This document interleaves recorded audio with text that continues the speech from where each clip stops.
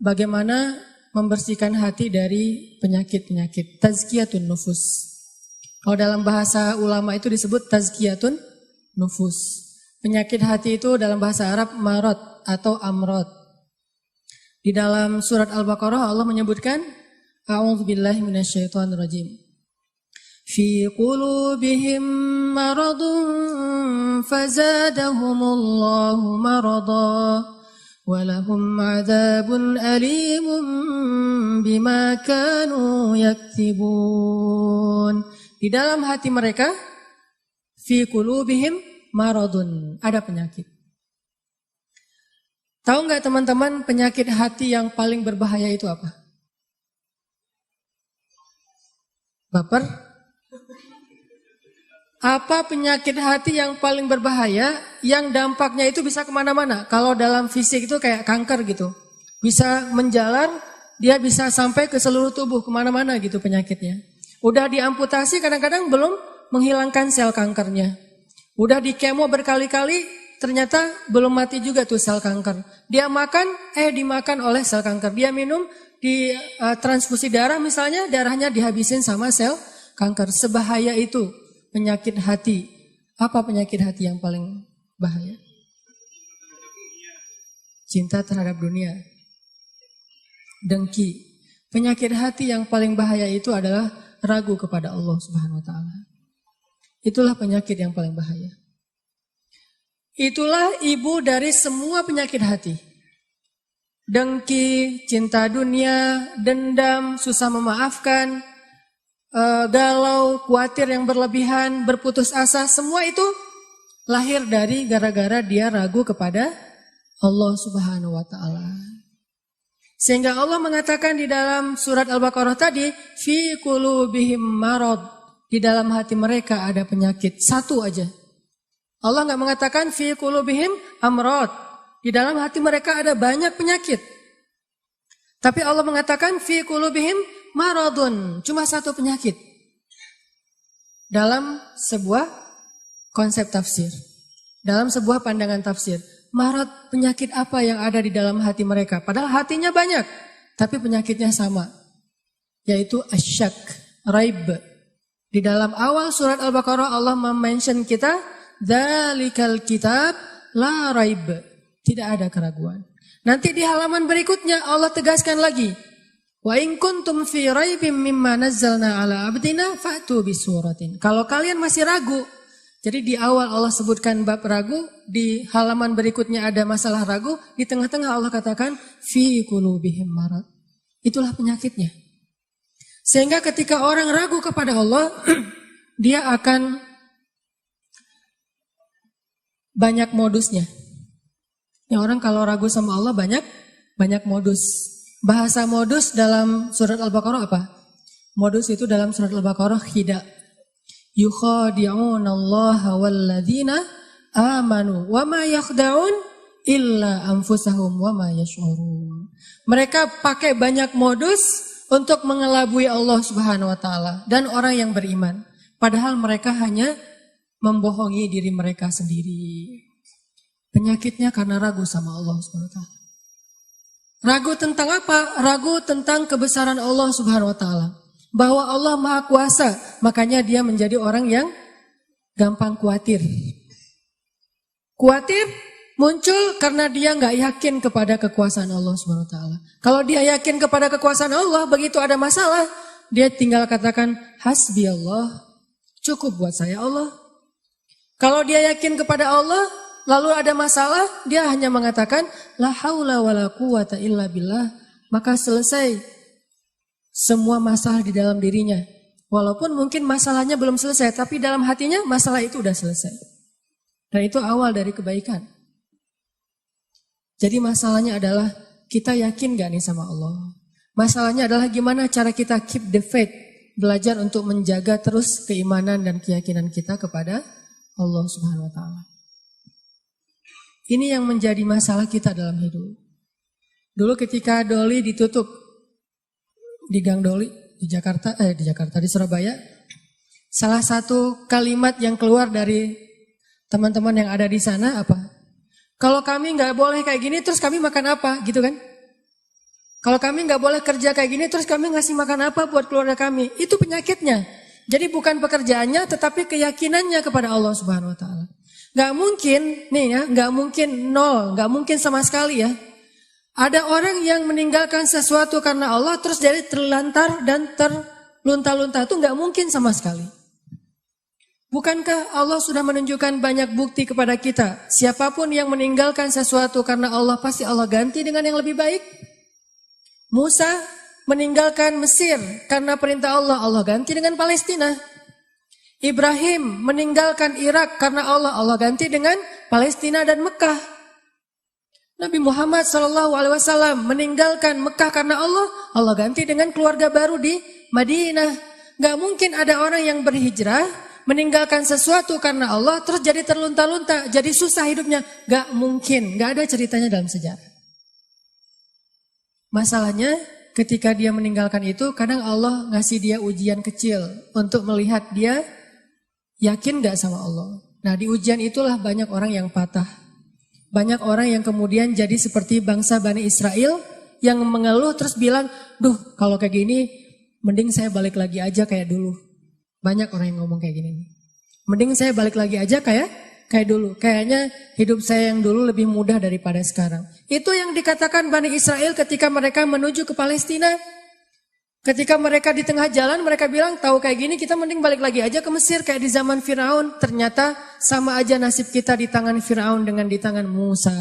Kenapa? Ragu kepada Allah Subhanahu Wa Taala. Tidaklah seseorang ragu kepada Allah kecuali akan bertambah keluhan dalam hidupnya. Nih pasti nih. Tidaklah seseorang makin ragu kepada Allah kecuali bertambah banyak keluhan-keluhannya dalam hidup. Semakin dia yakin kepada Allah, semakin sedikit dia mengeluh dalam hidupnya. Semakin yakin dia kepada Allah, semakin sedikit dia mengeluh dalam hidupnya. Makanya teman-teman, masalah paling besar dalam hidup kita itu, terutama masalah hati adalah ketika kita ragu kepada Allah Subhanahu Wa Taala. Kalau kita lagi galau tentang satu masalah, jalan keluar yang pertama yang harus teman-teman cari itu adalah Allah Subhanahu Wa Taala.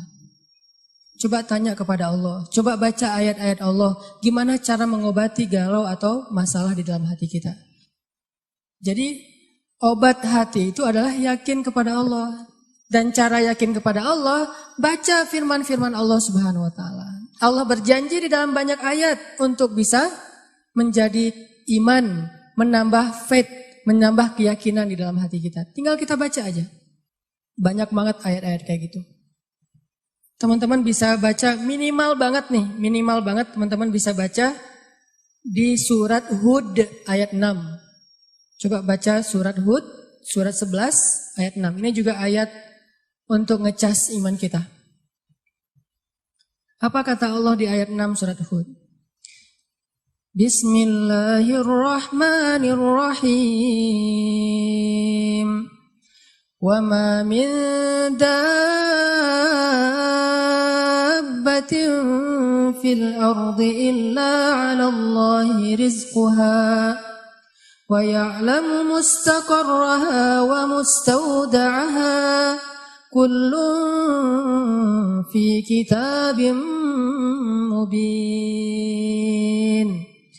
Gak ada satupun hewan yang melata di muka bumi illa 'alallahi rizquha, kecuali Allah yang menjamin rezeki bagi mereka. Terus kenapa kita khawatir? Kenapa kita galau? Kan Allah yang menjamin, dan jaminan Allah itu sebaik-baik jaminan. Dijamin oleh perusahaan asuransi atau finance, itu aja kita udah yakin gimana dijamin oleh Allah Subhanahu Wa Taala. Kayak ada orang yang ngambil asuransi kesehatan, dia gak khawatir dengan sakit. Ada orang yang mengambil asuransi kendaraan, dia nggak khawatir kelecet atau terjadi kecelakaan, dirampok atau dicuri kendaraannya. Ada yang total loss only misalnya atau all risk, dia nggak khawatir. Kenapa? Ada yang menjamin. Ada orang yang mengambil asuransi pendidikan, dia nggak khawatir dengan harga pendidikan yang semakin mahal karena ada jaminan. Kalau kita masih sering ragu dan sering khawatir dengan hidup kita, berarti kita nggak yakin dengan jaminan Allah Subhanahu wa taala. Makin kita yakin dengan jaminan Allah, makin hilang rasa khawatir dalam hidup kita. Tenang ajalah, ada Allah. Ketika kita ada masalah sedikit, kita tinggal klaim. Dan mengklaim asuransi Allah itu lebih gampang daripada ngeklaim asuransi manusia. Ngeklaim asuransi manusia tetap aja ada biayanya. Tapi ngeklaim kepada Allah itu nggak ada biayanya, nggak perlu pakai nomor antri, nggak perlu jauh-jauh keluar dari rumah. Kita tinggal mengangkat kedua tangan kita mengatakan Ilahi. Robbi, saya ada masalah nih, tetapi Engkau maha besar. Dan setelah itu, hati kita akan langsung tenang. Ini teman-teman, di antara obat terhadap semua penyakit hati itu adalah belajar yakin kepada Allah Subhanahu wa taala. Teman-teman bisa baca juga nanti surat Al-Mulk. Ini surat yang benar-benar ngebooster hati kita. Jadi sesi pertama ini saya pengen sharing, ternyata kalau kita pengen menghilangkan semua penyakit hati kita, mulailah dari belajar iman, belajar yakin kepada Allah Subhanahu wa taala. Kalau kita pengen belajar menjadi orang yang menjalani hidup itu penuh dengan keyakinan, penuh dengan harapan, orangnya optimis, caranya belajar yakin kepada Allah Subhanahu wa taala. Dan salah satu cara belajar yakin kepada Allah, baca ayat-ayat Allah, terutama ayat-ayat booster tentang kebesaran Allah Subhanahu wa taala. Inna fi khalqis samawat, dalam penciptaan langit. Bukan cuma di langit, tapi penciptaannya, prosesnya. Inna fi khalqis samawati wal ardi wa ikhtilafil laili wan nahari la ayatin li ulil albab. Langit, bumi, silih bergantinya malam dan siang atau musim, di situ ada bukti-bukti bahwa Allah Maha Kuasa. Kalau itu aja buat Allah gampang, cuma kun fayakun, apalagi cuma ngurus kita yang cuma kecil dibandingkan langit dan bumi. Kita itu dibandingkan langit dan bumi gak ada apa-apanya. Kalau langit dan bumi aja buat Allah gak ada apa-apanya lagi, apalagi kita. Jadi intinya teman-teman, kenapa kita khawatir kalau Allah menjamin kehidupan kita? Kenapa kita khawatir kalau Allah berjanji menolong kita? Kenapa kita khawatir kalau Allah Subhanahu wa taala tidak akan menyia-nyiakan kebaikan kita? Ada orang yang pernah gak nyesel bantu orang lain gara-gara ternyata orang itu akhirnya nyakitin perasaan kita. Duh, saya nyesel dulu bantu dia. Duh, saya tahu gitu gak bakalan saya mau baik-baikan sama dia. Duh, nyesel juga saya kemarin udah nolongin dia segala macam. Nyesel juga saya kemarin ngasih tahu ke dia. Ternyata ujung-ujungnya dia malah menyakiti saya, mengkhianati saya, nikung saya dari belakang. Gimana? Apakah kita merasa amal kita jadi sia-sia? Enggak. Kalau kita bertransaksi dengan makhluk, mungkin sia-sia.